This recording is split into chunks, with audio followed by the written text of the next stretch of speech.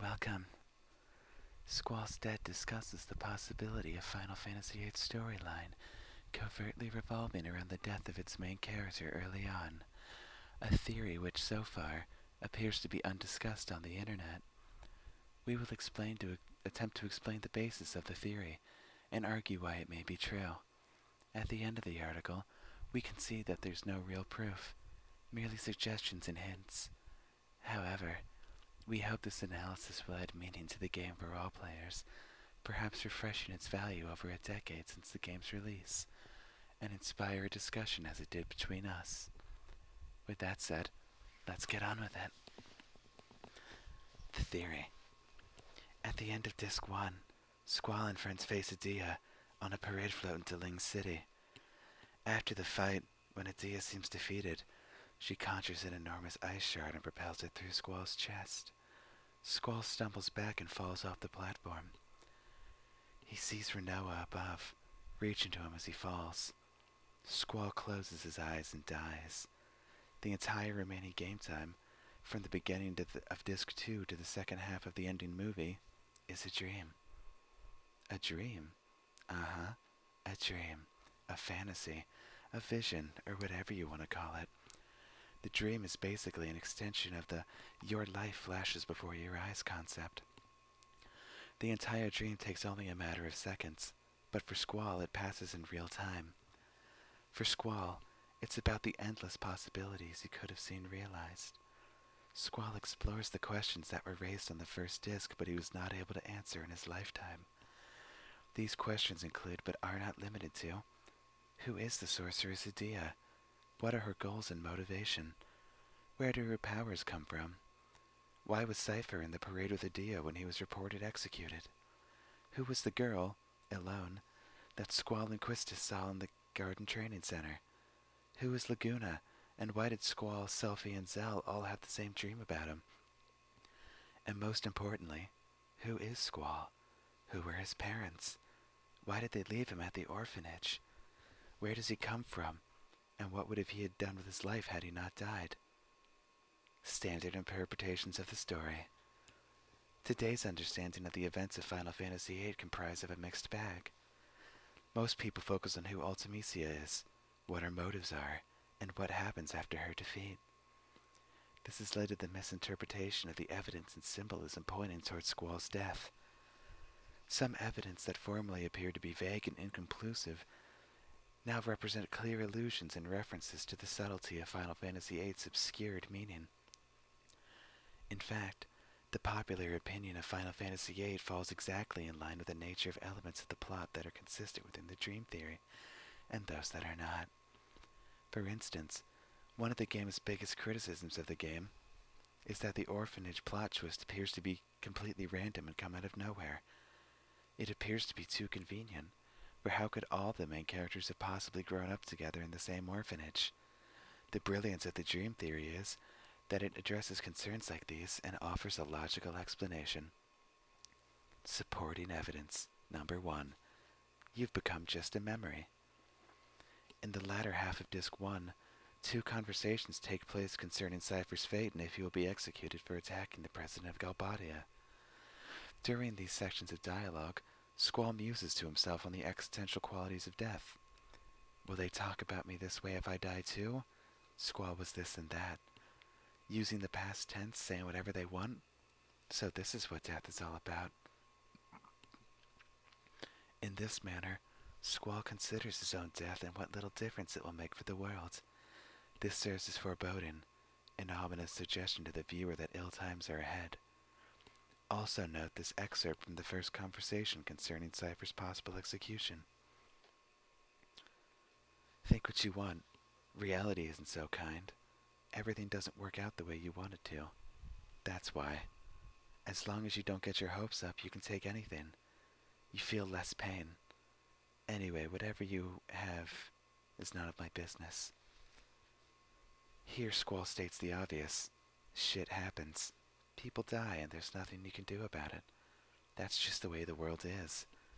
Everything doesn't work out the way you want it to.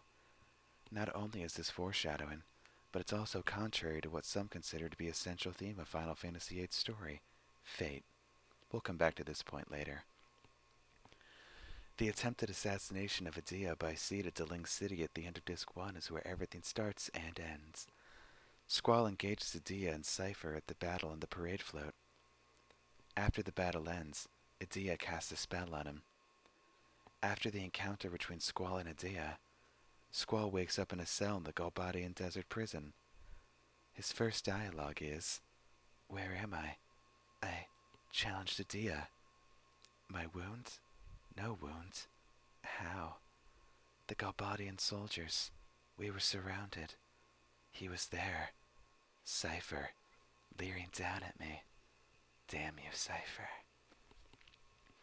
Apparently Squall's healthy and good to go. It's never again referenced directly in the entire game, nor is it ever explained what happened to his wound or how he survived. And remember, a piece of ive half as long as Squall himself and went through his chest and came out the other side. This is no mere scratch that's so carelessly tossed aside. Most players seem to assume that Adia healed Squall to full health for the purpose of interrogation, but why would she? Cypher knows that Squall is no Great Catherine from Balam Garden. He's no more privy to top-secret information than are the other three. If Adia wanted to know more about Seed, she should be interrogating Keistis, who's been a Seed for 3 years, and has been teaching Seeds for 1 year. Squall has been a Seed for all of 2 weeks. Why go through all the effort of killing him just to bring him to full health when he's obviously a threat to her? 3. I don't know what's going on anymore. As some of you may have noticed, the plot takes a few unanticipated turns after the end of Disc 1. At first the transition is rather subtle. When plot twists are introduced, they are fully explained and are not in conflict with existing plot information. In fact, the more you learn about this world, the more everything seems to make perfect sense. Everything fits together in an elaborate but perfectly designed puzzle. Everything connects and everything is related, and yet it still seems absolutely ridiculous. The story takes on a dreamlike quality that centers itself on Squall and everything Squall has ever wanted. The dream goes on to explain everything Squall wanted to know, but it also treads through the realm of egoist fantasies. It spins off into a world of the impossible where monsters come from the moon, and Squall, merely a newly recruited cadet, goes on to save the world as we know it from an evil sorceress from the future, and he gets the girl. Let's look at some specific examples. Section A, Moombas. As soon as I saw those red lion Pokemon running around on the screen, I knew there was something strange happening.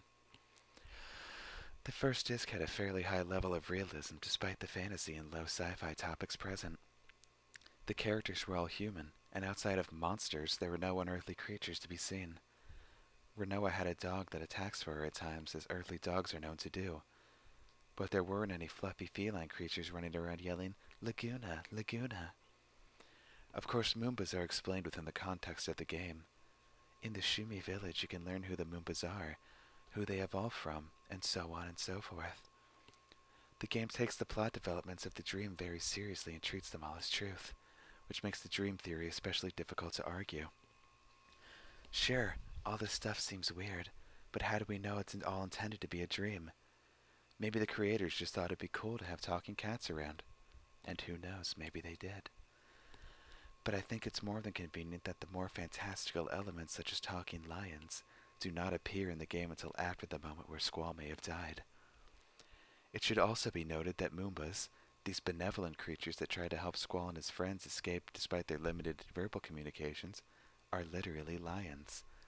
And lions, of course, are of particular importance to Squall, whose symbol is a lion named Griever. The Moombas and the Griever's appearance in the final battle with Ultimisia can therefore be explained as manifestations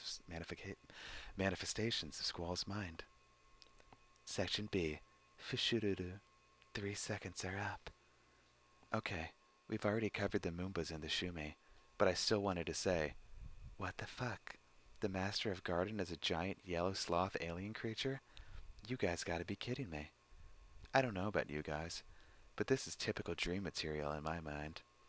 Of course, Norgan is kinda fully explained in the game if you take the time to seek the information they present, but there are no hints presented in the story to suggest this sort of twist was coming. When walking around the garden at the beginning of the game, You often see the cult-looking guys in red robes wandering about and sometimes conversing with you briefly. I more than once thought they looked a bit creepy, though, and I can imagine easily that Squall would have thought the same and integrated their possible backstory into his dream.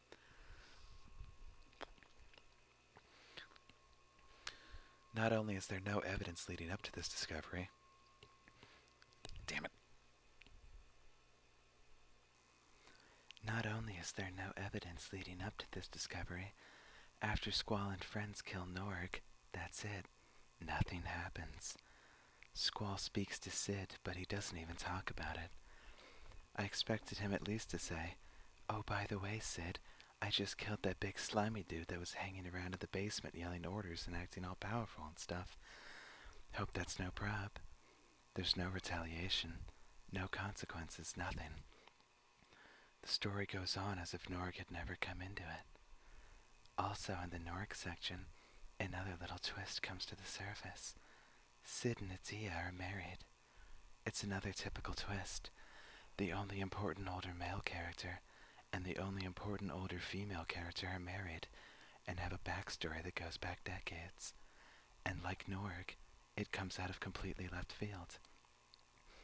The twist does not conflict with existing story information, yet seems so out of place and unrealistic. I'm not even going to bother discussing the floating garden. You guys get the point. Example C. Perhaps it's fate. And we're back to the fate question. What I wanted to point out on the subject of fate and destiny and all that hullabaloo is simply this. The subject of fate does not come up until after the end of Disc 1. The word fate comes up only once on the first disc. When Squall and friends get the last train for Deling City moments before it disembarks, Irvine comments on the luck by saying, perhaps it's fate. After the first disc of the game, however, fate becomes a frequent subject of conversation. It's Seed's destiny to defeat the sorceress. It's Squall's fate to lead Garden. Squall's destined to face Cypher, etc. Fate becomes such a prevalent topic that many players come away feeling that fate was one of the most important elements of the Final Fantasy VIII story and the answer to all questions. Fate is the reason why this lowly cadet instantaneously becomes the leader of Garden. Fate is the reason why everyone in your party apparently knew each other as children. Fate is the reason why everything falls into place like a perfect fantasy. Example D. Just stay close to me. Speaking of a perfect fantasy, the romantic storyline of Final Fantasy VIII is just that. The romantic plotline, which many fans consider to be the most successful element of the game, is completely fabricated for Squall's personal satisfaction. Not only does Rinoa show little appreciation for Squall through Disc 1, but there are many allusions to her ongoing relationship with Cypher. Their relationship appears to have been on sort of a hiatus while Cypher was studying at the Balamb Garden, but their affection and romantic connection is still in place when the story occurs. In the ballroom scene, Rinoa flirts with Squall casually, but appears to take no actual interest in him as an individual. She tells him honestly, as she drags him out to dance, that she's waiting for somebody else. Squall says, "I can't dance." Rinoa says, "You'll be fine. Come along. I'm looking for someone. I can't be on the dance floor all alone." After a quick dance and a swoon from the female fans, Rinoa wordlessly brushes him off and leaves to find Cypher. Her abruptness suggests that her real interest lies elsewhere. The next time Squall sees Rinoa, it's in Timber. Rinoa is overjoyed to see him, but only because he's a member of Seed. Rinoa says, "Hey, you're, from the party. So, does that mean you're a Seed?" Squall says, "I'm Squall, the squad leader. There's 2 others with me." Rinoa says, "Yes, Seed is here." Here we also learn that Rinoa knows Cypher from the party and from before. Her demeanor suggests a fondness for him that she does not openly let on.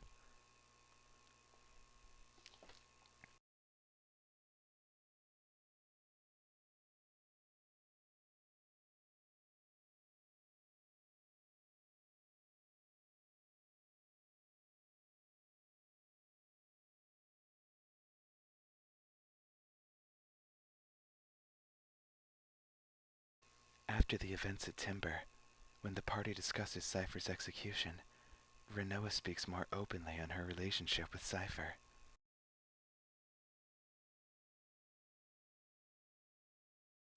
Firstly, Renoa is obviously quite taken with Cypher, and though she doesn't classify herself as his girlfriend, she admits she thinks it may be love. This is not a good beginning to a love story for Squall and Renoa. Secondly, Renoa appears to fully dislike Squall's cold and introverted personality. She calls him mean, callous, insensitive, and chastises him for not communicating his thoughts to her and the others in the party. Renoa does not show Squall the least bit of affection until the end of Disc 1, where Squall and Irvine save her from some strange iguana creatures. In this scene, she clutches Squall's arm shamelessly in her traumatized state.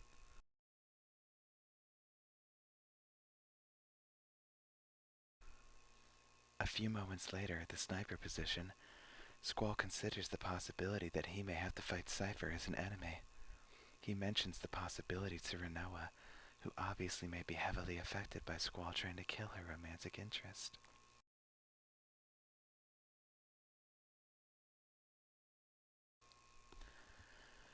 Renoa appears to accept that as Cypher is protecting the sorceress, it's necessary to dispose of him. I think it's important to note that at this point in the game, at the end of Disc 1, Squall is aware of Renoa's relationship with Cypher and does not seem to be threatened by it. Furthermore, Squall does not want to kill Cypher. Squall and Cypher have a history of quarrels and petty competition, but Cypher is still a comrade. In the final exam of Balam, Squall and Zell work together with Cypher, despite their differences. The only reason to kill Cypher is his apparent alignment with the sorceress, which is never fully explained. After Disc 1, the complexity of the situation becomes much simpler. The relationship Renoa and Cypher had is never again mentioned except by Cypher, in the form of taunts during battle. Renoa herself seems to have completely distanced herself from Cypher, and Cypher's enemy status is never again questioned.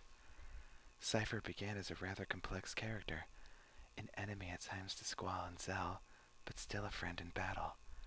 He broke out of the garden's disciplinary wing to risk his life for Renoa, who found his courage inspiring. After Disc 1, he's a villain, and his only goal appears to be serving the sorceress. I personally expected Cypher to have been brainwashed or mind-controlled, and I spent the majority of the game waiting for Cypher to snap out of it and join Squall's team, but he never does. The story just accepts that Cypher is now evil and must be killed. It's so simple and, well, convenient. Cypher, who was Squall's personal tormentor and rival in school, has become a major villain to the world and all his friends. And since Cypher is out of the way, his would-be girlfriend Renoa is now single and apparently falling for Squall, though she never took an interest in him before. 4. The end. At the very end of the game, just as you're beating the final boss, Ultimecia, she starts to say some strange things, statements that appear very out of context for her final battle. Reflect on your childhood, your sensation, your words, your emotions. Time, it will not wait. No matter how hard you hold on, it escapes you. When I read those words, a chill ran up my spine. With every attack, you bring down Ultimecia's hit points, and you bring Squall's dream to a close. Squall, oblivious, fights on, and only this figment of his imagination seems aware of what's happening. There's a short story segment here involving Squall going back in time to the orphanage and seeing Ultimecia pass her powers on to Adia in the past. Then Squall leaves in search of his own time and is shown wandering in a desert place. He appears to be lost in time and unable to find his way back to his normal time period. Squall finds himself on a small rock island, isolated and helpless. He drops himself on the ground exhausted. Then, upon catching a feather floating towards him, he finds himself where Renoa is. He calls out her name and she turns to face him. This is where the weird shit starts happening. Renoa turns to Squall, but her face is blurred. There's a shot of Cypher as the movie cuts to the ballroom scene. Here we see Renoa again, and again she turns towards the camera as she did in the ballroom scene on disc 1, but she's blurry and messed up again. The shot continues to repeat, and every time Renoa's face and form are blurred, and the effect seems to be getting worse each time. What is happening here? It's my belief that Squall's dream is coming to a close. He's starting to lose touch with his own memories. He's trying to picture Renoa, the object of his fantasy, but he can't quite remember the shape of her face. He's going over that moment in the ballroom when he first saw her, again and again in his mind, focusing closer on her face and trying to see her the way that she was. I've seen this specific symbolism once before in Eternal Sunshine of the Spotless Mind. In Eternal Sunshine, the protagonist, Joel, has his memory erased because he wants to forget his ex-girlfriend. But in the course of the procedure, Joel realizes what he's losing and tries to hold on to his precious memories. He tries to remember the way things are, but they've already been erased. Just to find the characters in his memory are faceless, blurred beyond recognition. As Squall is visualizing Renoa in the bathroom, we start to see some quick shots interrupting the movie. The first one, as I already mentioned, was of Cypher. What is noteworthy about the shot of Cypher is that it shows him in the torchlight from the parade float where Adia tried to kill Squall with an ice spell. Then some quick shots of Renoa appear. These are as blurred as the Renoa from the ballroom scene. But these images of Renoa come from the scene where Adia makes her speech before the parade. Renoa, who appears to be under Adia's spell, follows the sorceress out to see the screaming crowd. We see some shots of Renoa floating in space. Then we're back in the ballroom looking for Renoa. There's another assortment of shots from the first disc of the game. First we see the mechanical spider monster from the final exam in Balam, followed by a shot of each of the party members but Squall, Keistis, Zell, Renoa, Selphie, and Irvine in that order. The images of Keistis, Zell, and Selphie are from the final exam in Balam, and the shot of Irvine is from his introductory FMV clip. This is the shot of Renoa. This frame was taken directly from the scene in which Squall was killed. Renoa is turning to Squall, who has just been impaled. We see some shots of the Balam Communications Tower, the Ragnarok, and there's a clip of Renoa still blurred with her hair in the wind. A shot of Cypher pushing Renoa into a dell goes by. Then we see more of the Balam Tower, and a clip of Renoa reaching to Squall from the parade float. There's an explosion, and we see the arch from Deling's city under which Squall died. The camera takes us through the arch and we're back in the ballroom for more blurred face action.